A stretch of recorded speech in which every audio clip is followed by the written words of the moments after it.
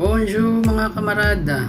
So kagaya ko po nung una akong mag-start ng vlogging using just my front camera, hirap na hirap ako kasi nagre-reverse or nag-flip. Sa mga mahihilig din po sa selfie, ganun din yung nangyayari, nag-flip yung video. So gusto niyo po bang malaman? So I'm using Samsung A50. Gusto niyo po bang malaman kung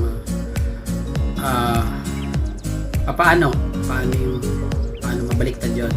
Although may mga video editor na mga video editor ko sa vlogging is nag-flip din siya ng video or picture, but still, lalo na sa mga nag-tutorial makeup, napaka-importante po na hindi flip yung mga pinapakita nilang video at saka yung mga name ng ginagamit nilang makeup and lipstick. So yun po, follow my tutorial po, ituturo ko po sa inyo yung simple.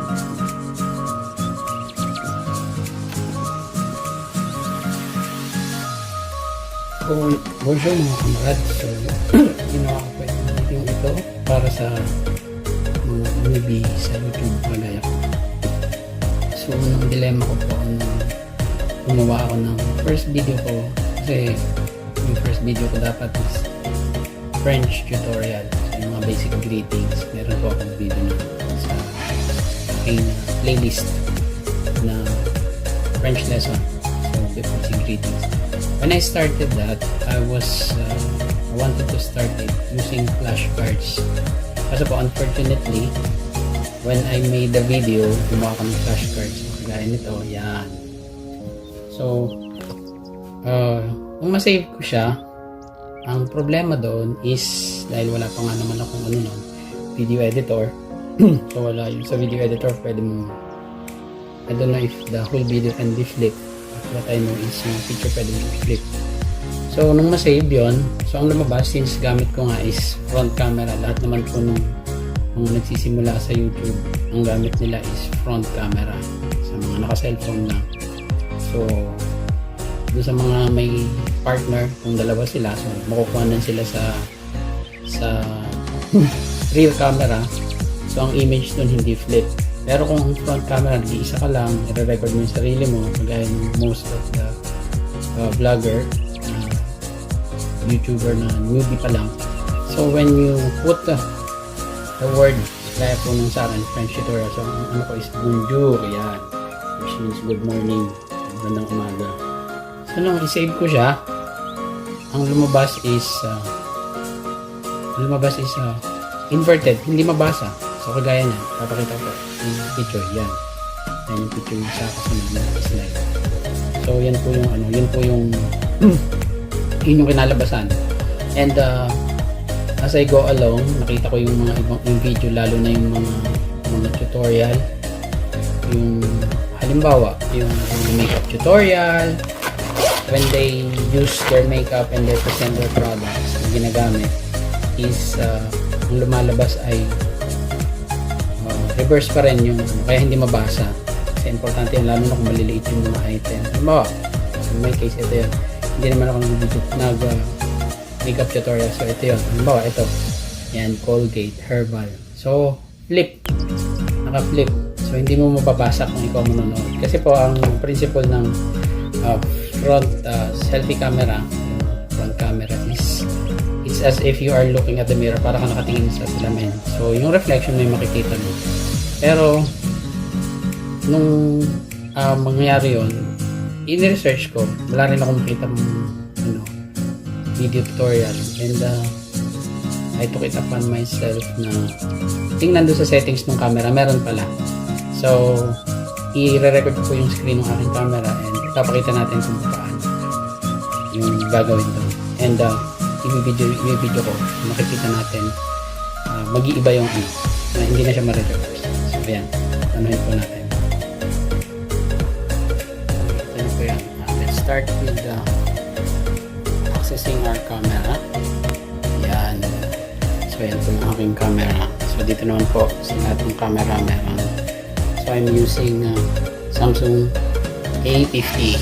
I don't know yung other cellphone models, pero sa Samsung for sure almost the same po ng camera settings tayo. Back, hawakan, wala pa akong tripod. Pagaling pa lang. Nagawa ako ng review nun pagdating. So ayan, may option tayo. It's either click yung naka-white po, photo, video. Yan. So camera mode po tayo. Naka-video mode, so photo. So ayan. So ayan, nangyayari pag kumuha tayo ng video, ng photo. Let's check. Ayan. Abangan natin. Hulog eh. So ayan, pag kumuha tayo ng photo, i-check natin. Yan. So yan ang bonjour. So yan ang mangyayari. Yan ang makukuha mong image ng kinuha mong picture. Nakabaliktad. Flip. So I was a little frustrated sa una kong video kasi 8 minutes or 10 minute video. Eh, gagawa ulit ako kasi reverse. And napakahirap naman kung nag-iisa ka. I-flip mo yung gagamitin mo yung rear camera mo, hindi mo naman sure kung nakatama ba yun sa mukha mo. Unlike yung front camera, mag-gauge mo kung nakagitna ka or nakatama yung kuha. So sinubukan kong ilagay sa mirror para makita ko yung itsura at hindi pa rin. So parang binaliktad ko yung camera at tinitingnan ko sa mirror yung reflection ko. So yun, tinignan ko yung settings niya. So ganito lang po ang gagawin natin. Isang settings lang po yun para sa isang setting yun for both video and photo. So meron po tayo sa camera application. Let's click the camera. Yan. And punta tayo sa photo mode tayo. With the video mode. Photo mode. Wide angle. Okay. The wide angle. And then i-press natin yung settings. Gear na yan. Press natin.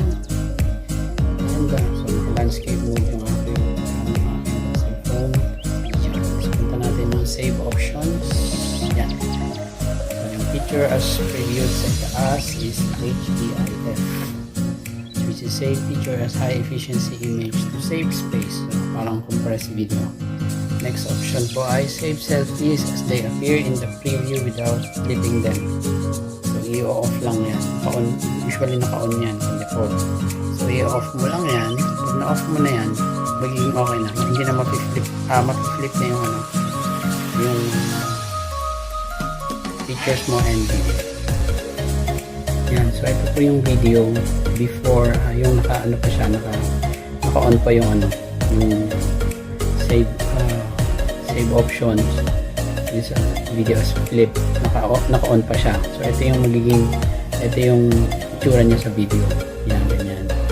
So we will try pag na-off na natin.